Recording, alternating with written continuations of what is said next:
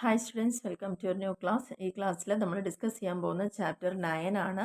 Social media മാർക്കറ്റിങ്ങിനെ കുറിച്ചാണ് ഈ ഒരു ചാപ്റ്ററിൽ നമ്മൾ ഡിസ്കസ് ചെയ്യുന്നത്. അപ്പോൾ അതിൽ ഫസ്റ്റ് നിങ്ങൾ പഠിക്കേണ്ടത് എന്താണ് സോഷ്യൽ മീഡിയ മാർക്കറ്റിംഗ്. ഇത് ഷോർട്ട് ഫോം ആയിട്ട് ചോദിക്കാറുണ്ട്, SMM എന്താണെന്നല്ലോ. അപ്പോൾ എല്ലാറ്റിനും ഞാൻ ഓൾറെഡി മുന്നത്തെ വീഡിയോസിലും പറഞ്ഞു. SEO, അതേപോലെ തന്നെ SEM, SMM, CRM, അങ്ങനെ കുറേ കാര്യങ്ങളുണ്ട്. അപ്പോൾ അതൊക്കെ ഒന്ന് പഠിച്ചു വയ്ക്കുക.